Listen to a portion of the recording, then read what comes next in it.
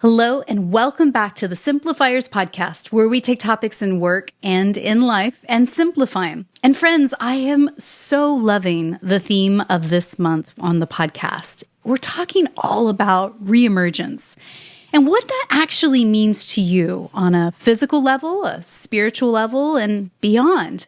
Let's talk about our sexual level as well. And I actually want to talk about how to reawaken your sexy side. Because let's be real, the last couple of years, we have all kind of gone into a bit of a cocoon, both physically and metaphorically. And it's time to reemerge, time to remember who our true self is deep, deep, deep down inside. So, my special guest today is Jolie Dawn. She is the author of Empowered, Sexy, and Free, and she's also the creator of the Dare to Prosper Challenge, which is the largest women's prosperity meditation gathering online that is intended by women in more than 50 countries around the world.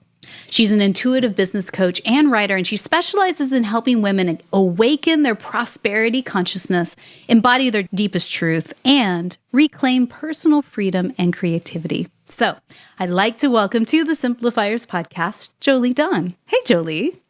Hi, Mary. Thank you for having me. Oh, I am so thrilled because I think this is going to be a fun conversation. I really want to go deep here. I'm ready for it. Let's do it. Yes, let's do it. So I think maybe the first things first is we got to kind of lay some foundation work to talk about this because let's face it, like some of us, men, women, non-binary, otherwise, can find the subject of being sexy very triggering, right? And so I also want to create a safe space for us to kind of talk through some of that stuff that may be the junk hiding in our recesses of our closets too, right? Exactly. I'm here for it. Yeah. So let's start first things first. How would you define sexuality? What is it? And more importantly, what is it definitely not? To me, sexuality is our capacity to feel pleasure and aliveness and that life force energy of creation in the body.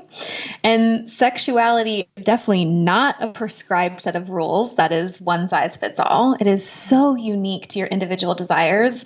It is so your self-expression, your own unique blueprints. And just because sexuality looks one way for somebody else doesn't mean that that resonates for you. And is there a difference between sexuality and sexiness in your mind? To me, sexuality is the expression of your sex, the expression of that internal desirability and that attraction, that magnetic force. And to be sexy is to wear that desirability. It is a sense of feeling. It is a sense of confidence. It's a sense of that aliveness in the body. Yeah, for sure. And I mean, it's so much so that you named your book Empowered, Sexy, and Free. I imagine there's three of elements that are all part of this big equation, right? Why is empowerment and being free important? I wrote the title that way, those three words. It came to me many, many years ago, empowered, sexy, and free, because this word sexy, so much of my spiritual awakening and my own personal development had to do with healing sexuality and reclaiming it for myself and realizing that so many people outside of myself had a set of rules around my sex and sexuality, whether it's the church or society or culture or a way that a woman should be, or in my own internal family culture. There was so much around it, so much that was expected of me and not expected of me, that it was a huge part of my empowerment journey and my own inner freedom journey was to reclaim that. Like, this is what sexuality means to me. This is my unique expression. And it is still a constant journey and unfolding. Yeah. And, you know, I really resonated with your book and your story as well and your journey, because I'm Christian as well and was raised in a Methodist church as a child. And, you know, you're right. There are certain stigmas inside organized religion about sex. And, you know, sex is between a man and a woman, and it should only be during marriage. And, you know, if you're not doing it these exact ways, then you're doing it wrong, basically. Was the message I heard a lot. And I don't know about you, but when you tell a kid they're doing it wrong or that they are not supposed to do something, it makes you kind of want to do it more, right? Yeah. Out of all the rules in my family culture between my mom and my dad, the number one golden rule of following Christ was do not have sex before marriage. And my parents were like, they took that one thing and made it so like such a big deal.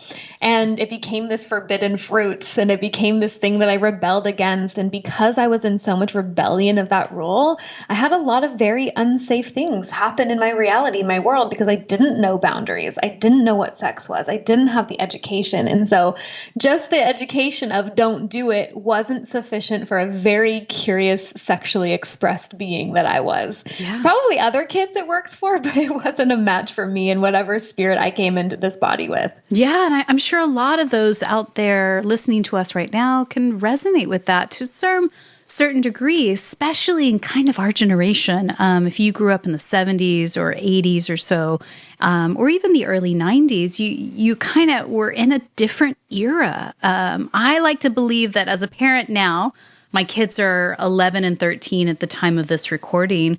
We talk about this stuff. I would never in a million bazillion years imagine talking about this stuff with my parents when I was a kid. So there has been some positive evolution to talk about things a little bit more openly rather than kind of shoving them in underneath the rug or worse, steaming them with deep shame and guilt, right? Exactly. And thank you, Mary, for being the mother that talks to your children about this. It's just setting them up to win in life. To all the parents that are listening that are willing to get uncomfortable because you didn't do this with your parents, so you're having to learn it for the very first time, and just so much respect to that. Yeah. Well, I'd like to actually read a little bit from your book, if you don't mind. Chapter 7, you say this. It's page 149. I'm going to be real with you here. It took a whole new level of bravery for me to put this story out to you. For so long, my sexuality was a deep root of pain and shame, confusion and wrongness, and embarrassment. I did not think I was beautiful, did not think I was worthy, I did not think I was desirable. The shame that I had in my body around my sexuality, around sex, around my sexual history was crushing.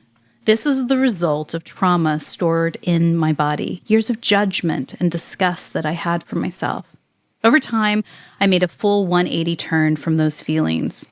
I'm happy to say that today I truly love being in my body and I feel integrated with my sexual past. I've worked hard to reclaim my sexual innocence. And yet, even with hundreds and hundreds of healing work done behind me, writing about my past was incredibly confronting. And I bet the same is for you. Maybe you've been through a similar journey of loving yourself and owning your sexuality. Maybe you're partway into it and maybe you're just starting. I want to talk about this. And first off, thank you, because it's so vulnerable and raw to share something like that in a book and then go, okay, now I'm telling the world about this. This is a big deal. But I'm so curious because I think a lot of people, when they think, I need to reclaim my sexuality, I need to be more sexy in life, I need to be more, and I need to be more promiscuous, and I need to be more. But what you actually point to is it's a reclaiming of your sexual innocence. Tell me why that's the important thing to focus on. Thank you for reading that piece. It brings me back to the state that I was in when I wrote that, and the message that I just care so much to stand for in readers and listeners is that this is an internal journey. It's a journey between us and ourselves and what it feels like and confidence. And I'll give you a recent example, which is for the first time ever in my life, I took up pole dancing. And I had to work through so many feelings of being awkward, and this is not my thing, and oh my gosh, what do I look like? And this dance class that I'm in continually invites you into, it's not about how you look, it's about how you feel, because when you feel sexy, that's what looks sexy. So trying to perform and do a thing for somebody else is often what we've been taught that sex is performance, is display. And the innocence of this is to reclaim your sexual innocence is to know that there is such a purity in your desire to be turned on in relationship with bodies and in life in general, to look around your life and to be turned on for this creation that it is. It takes such a big sense of worth and deserving to say, this is my design. I get to have it exactly the way that I want it. I get to have exactly the sex that I desire, get to have the home and the environment that I desire. And I want to look around my life and feel in my body this joy and this awe of who I've been to create this. Yes. So the innocence of this is we oftentimes think that we're doing something wrong and my body has changed over the years and I'm just not good at this thing. And there's so many judgments we put on ourselves to make this feeling of turn on wrong. So many people struggle with this feeling of not being turned on by their life. Like it's stagnant, it's repetitive, it's oftentimes boring. And I love that she wanted to bring this conversation because it's sometimes all we need to do is remember to come across a podcast like this between Mary and Jolie, to have this moment of remembrance of like, it can feel good. Yes. And I can book that vacation for myself and I can see my kids smiling and happy and feel this lightness. And if I've gotten into this rut in life, I can take action to shake things up so I can feel that turn on in my body. Yes. And pleasure is not a sin. I mean, if you truly believe in God and a higher power, I think God created us specifically like this to, experience pleasure.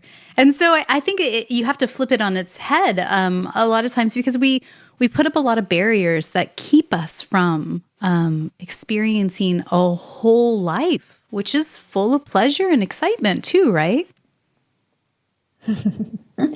I'm with you on this one, Mary. Like our creator, our God, whatever is the designers behind this whole experience wants us in our joy and pleasure. Yes. We have these very sentient bodies that can receive so much pleasure for a reason. And the innocence is feeling deserving of that and knowing that you are whole and perfect and complete just as you are and not missing anything in order to have to be deserving of love. And that's it, right? So I think that this is where we have to kind of step out of the rat race of life and culture as well. Because I think culture will tell you, either through your Facebook ads or the billboards you see or the media you consume, to say, well, if you just buy this, if you just look like this, if you just make this change or sculpt this part of your body or blah, blah, blah, blah, blah. It's always externally focused to achieve what we're talking about here. And I think what's really important, if you take nothing else away from the conversation today, is about going internal and that acceptance on a true level. And this is the thing, I'm kind of curious what your thoughts are on it, Jolie, because, a lot of people talk about like body positivity these days and self-love and all of that. And that is a big leap for some of us, right? That instead, what if we just got to body neutrality, not shame, not super positive, but just taking a step towards body neutrality. Like this is the body and the vehicle you've been given. And maybe that's a step towards, actually getting to self-love. What are your thoughts there? Oh my gosh, I love this conversation. Body neutrality. Yes. Let us normalize body neutrality and not making it have to be a thing. And I was just scrolling on TikTok and somehow I got served this trend of women getting surgical breast reductions. And I happen to be a woman that's where I have a lot of curve in my body. I've always had very full natural breasts. And then what that did to my psyche to see women surgically removing like what was beautiful, to me, normal size breast, to have this like trend of a really small athletic chest, I just immediately clicked the button, not interested. Like, don't keep showing me this stuff because then I'll start to believe that my body is out of trend. Like there's this ideal standard of what this female body looks like. I don't fit that standard. And so let me get surgically reduced in a way, a perfectly healthy body to fit this ideal and this standard. And if I was really taking on body neutrality, I wouldn't subscribe to those norms. I wouldn't make my body needing to be anything other than she is in her divine perfection. Like this is the shape that she's in. I'm not trying to fit any trend. I'm not trying to fit any standard. This is the unique vehicle that I have. And I think in a world that puts so much emphasis on aesthetic, it's like, let's just get down to the basics. This is the vessel. This is the temple that is the home of my spiritual path right now. I get to be in so much celebration that I have a human body to be able to experience this 3D reality, and to be hyper focused on aesthetic and get so obsessive around the way that it looks and is it perfect and do I fit this norm is, I think, really damaging. Yeah, it can be. And so you talk about in your book, a sexually free woman has 5 distinct characteristics. And I'm just going to rattle them off, and you please go into detail. So the 5 distinct characteristics of a sexually free woman are these. She loves her body. She has healthy boundaries. She honors her no with no need for explanation. She faces her past and seeks healing. And she embodies her unique expression of sexy. Tell me more. I love these sections that you're pulling from the book. Thank you for that. Yes. Yeah, I'll speak on the one with honors her boundaries with no need for explanation. I think that when things in a culture are widely accepted and you are different than that thing, people are like, why are you different? Like being the one person in the friend circle in college that doesn't choose to drink. It's like, what's wrong with you? Did you have alcoholic parents? It's like, actually, no, that's just not what is good for my body. And I feel like, especially as women, just speaking to the ladies out there in this, there's been so much programming and just unconscious, subtle messaging around like we give our body as our offering, and we the pressure that we feel to give this body to somebody else. And so honoring the boundaries with no explanation is like, I'm in a season of, this is what's true for me. I'm in a season of celibacy. I'm in a season of having more casual sex. Whatever that is for you doesn't need an explanation from somebody else if it is your truth. And that is such a drop the mic moment to really integrate. No does not need a further explanation. And I think I can only speak for myself. I remember when I was a teenager and in my 20s, and I started to develop curves and all of a sudden develop eyeballs on me, attention that not always was warranted or wanted. I didn't know what to do with it. And so I think when you mix that with a people pleaser mentality, sometimes saying no is really hard. I remember that being very challenging for me in regards to sexiness and, forwarding off advances that I just didn't want. So I would just go with the flow and whatever. But I think it is so true. And I think that your body is listening to you when you say yes, but you actually mean no. It builds up this distrust between your spirit and your body too, right? Oh my gosh, yes. The personal trust you have with yourself is, am I going to protect you? Yes. Am I going to honor that no? Because I'm the only one that can. This is the one thing that I do have complete sovereignty and power of in this lifetime is myself and this body. So one thing that I know that I can express clear boundary. I can't control somebody outside of me, but I can with this body. Yeah. And after a 5-year end of 3 long-term relationships, it took me truly an entire year of being single to repair that trust in myself, because there were so many times I said yes when I meant no, just wanting to be caretaker, wanting to show up, wanting to give of myself. And I'm just coming off that year-long experience of traveling and being selfish with my time and doing exactly what I want to do. And I can start to just now feel like really strong in myself and really sovereign and really trustworthy that I will protect my energy and protect myself. I definitely have the pleaser codes in me of just like really somewhere deep down there my inner little girl believes that she needs to do something and perform to receive love. Yes. And that's not a good pattern to show up in relationships because you can end up very depleted. Yeah. And the key word you said there was sovereignty, which basically means, you have sovereign control over your body and the choices you make. And that may mean the food and drinks that you ingest. It may be the clothes that you wear on your body. It may mean who you surround yourself with and which phone calls you do return and which ones you don't. And I think, sometimes it seems so obvious. especially when we talk about it in sort of a third person, like, people should be more aware of their sovereignty. But then we forget it when it comes to us, right? I love this word, sovereignty, and what that means as a practice. And we all get to be so graceful with ourselves as we're not going to get it perfect all of the time. I don't feel sexy all of the time, even though I've been on this journey for a very long time. And there's a commitment that I have with myself that even when I say yes when I meant no, or I say no when I meant yes, and I have to rebuild a trust in myself, that there's a practice that I have of listening and self-compassion. Yes. Yeah. So I want to change gears a little. In your book, you talk about being a creatrix in your own life. That's a new word for me. So why don't you define what that means and how do we do it? The creatrix is a woman who creates her intentional reality. There's intention in everything. The creatrix knows that within her body, whether she has a physical womb or not, and whether she has children or not, by being a woman, she has the codes of reproduction and the creation of all human life within her body. She has access to that code, that design.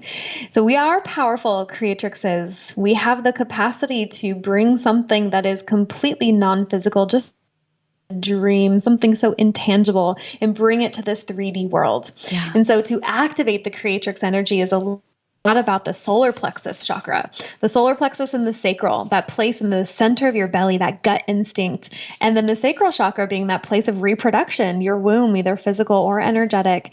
And how do we utilize the energy in the body, this thing that we're already naturally good at, to call upon the divine feminine to bring your dreams into creation? And so what stops us from doing that? What stops us is, the formula for me is be, do, have. The state of being first is practicing the having, practice the energetics of success, practice prosperity before the money hits your bank account. That state of being informs the action. Action is necessary.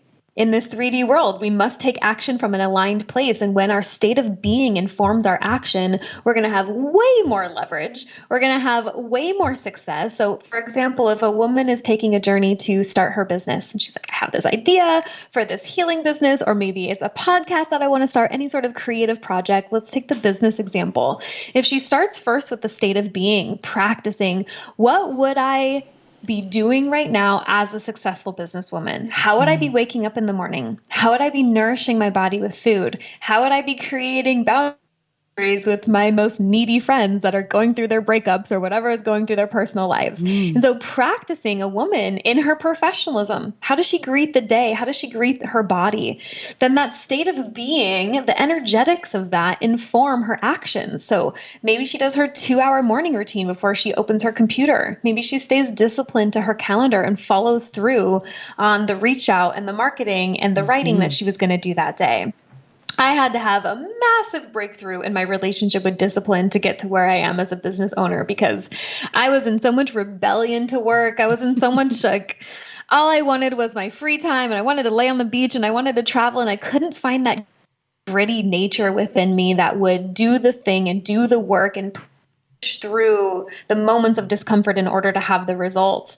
And so the action then informs the having. So it's be, do, and then have. And we only get to experience the having after we've put in something for it. And that's the way that the formula works, because anything worth having in this life takes a bit of effort. That's how this whole thing works. And to receive things without the effort is not quite the juice. To make it to the top of the mountain, being lifted there by a ski lift, although convenient, is so much different than having climbed that mountain yourself. 100%. And journey versus destination, it's all the things. I just wonder sometimes in the real world that we are all in, we get triggered though. It's all well and good, and we're headed down. We know where we're headed, and we're going down the journey, and we feel like we're building momentum. And then someone or something totally triggers us, right? So tell me, what are the 4 things to consider when we do get triggered that's going to help us deflect it, but also, more importantly, recover fast so we get back on track? I know this can be like annoying spiritual advice when you're in a trigger, but there is always, always, always a gift, especially when it's extremely uncomfortable. And our willingness to find the gift quickly will inevitably reduce the pain. So, for example, I was holding space for a friend the other day. She got a surprise $20,000 tax bill. And there's nothing quite like the dysregulation of a surprise tax bill because it is very real and it is money that you must pay. And either you set that money aside or you didn't. Yes. And she was having this moment of like, my numbers are disorganized and like just how hard she was being on herself and how dysregulated she felt. And the advice that I gave her was like, there is still a scarcity wound here. There is still this feeling deep within you of like, where did I mess this up? And where am I not enough? And let's remove all of the story about how wrong you are, and let's look at a creative solution. Because what tends to happen specifically with scarcity is as scarcity increases, creativity decreases. Yes. And that's true with a lot of things. As fear increases, our peace decreases in the body. So I said, without any of the story about how wrong you are or disorganized or whatever, about any of that story, what's true is a $20,000 tax bill. Now, if we get creative, can we reduce that tax bill? What's the payment plan? Like, let's come up with a solution that works, because robbing your joy and robbing your energy isn't actually going to bring us to the outcome of the solution that we desire. Right. And when that happens, if you get sucked down into it for too long, your spirit, your energy, your just changes, and how you show up in the world changes. And so it's almost a double-edged sword. Like, you show up contracted and, defeated or deflated, and other people see that and they go, I'm just going to leave her alone. I'm not going to bother her, or I'm not going to ask her about, being part of this opportunity or doing this thing with me or working on a collaboration. And then it sort of serves itself, right? It's just like, so it is a matter of recovering as fast as possible, not, ignoring it or pretending like it doesn't exist, but working through the process of acknowledging it, feeling it, and choosing a new thought, right? Yeah. And there are some times where we can be logical and think our way through it. Like, okay, here's the strategy and here's the plan. And there's some times where the logical strategy doesn't actually make the body feel better. And we have to stop and emotionally process and move our body and burn and sweat or give it to the earth or have a little rage expression to move it from the body. Because sometimes thinking it the way through can be like, okay, I can be rational about this. I'm going to move on. And then there's those times where it's like truly an emotion that lives in the body that can only be shaken up through moving and processing through it. Yeah. And that reminds me of a conversation I had recently with Serena Hicks. She talks all about big, happy money, and she helps people move through their money blocks. 100%. And you even, you talk about kind of different journaling exercises you can do if you find you are hitting up against a block when it comes to money issues, like writing a letter to money and what you want to declare as a new relationship with it. And also writing a letter from money back to you. Like, what does money need to tell you? Because I think there might be some blinders on it that where you keep coming up against the same challenge, the same situation or scenario, but different times. It's because it hasn't been processed. It hasn't been healed. It hasn't been declared, has it? Mary, one of the things I look back on my spiritual development journey and what a seeker I've been, and one of the things I feel most grateful that I did for myself was facilitate a prosperity awakening, because I came from a really rough background with money and lots of poverty, scarcity codes, and you're a noble person if you just have barely enough.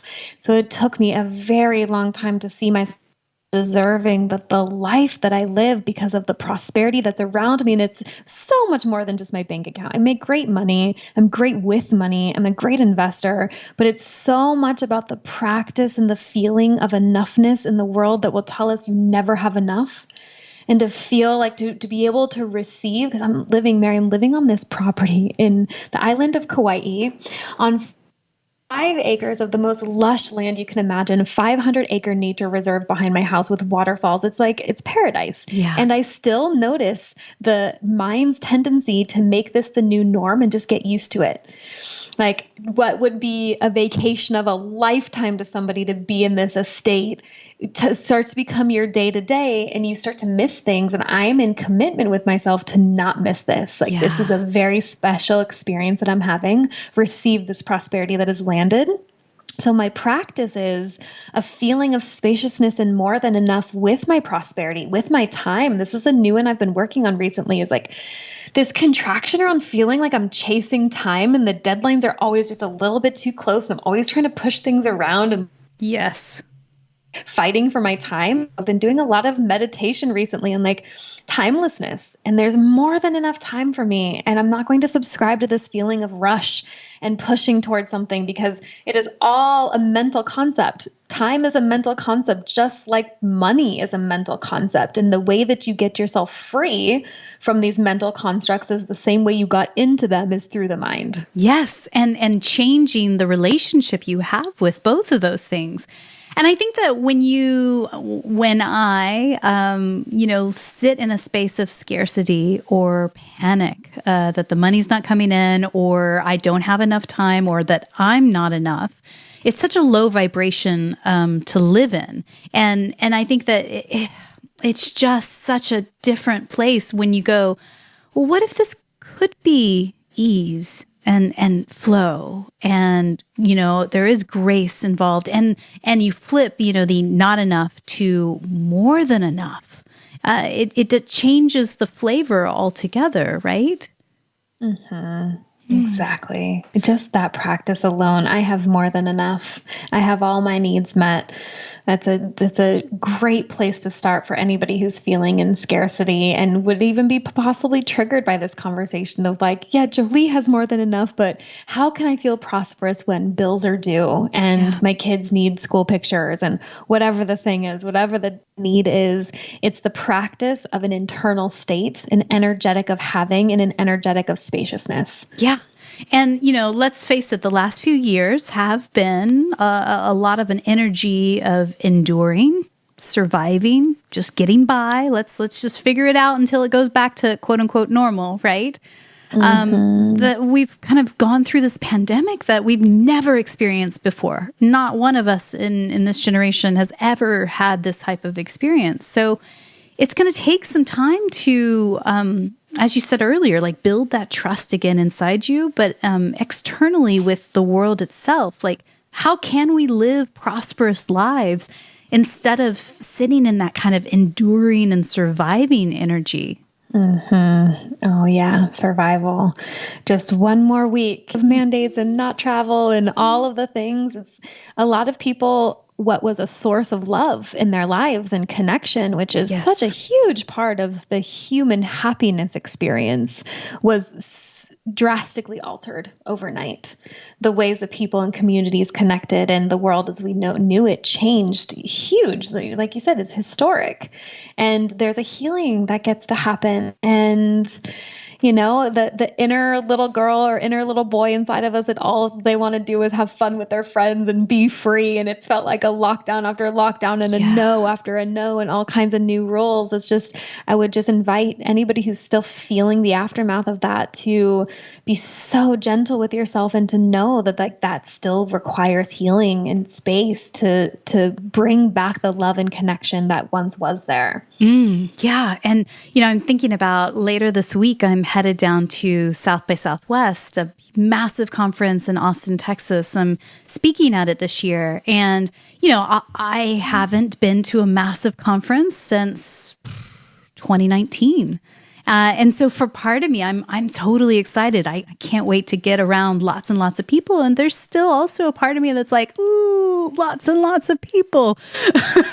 I'm not sure if I'm completely ready for it. But what I hear and what you're saying is grace. It's baby steps. It's slowly, the reawakening of yourself is a slow process. But to be open to allow it, right? And it's such a perfect example of having a commitment to yourself in the environment of there's going to be undoubtedly big demands on my energy, lots Yes. of very enticing and compelling invites. And Yes. my commitment is to myself through this entire experience. My commitment is to myself and to be so fine tuned to the subtleties of my yes. That is my commitment for this event. Yeah. So I want to take a kind of a left turn here and go a little bit deep with you. You talk about this concept called sex magic in your book. Now, how do we begin to unlock this super powerful energy and how we show up in our work and in our lives?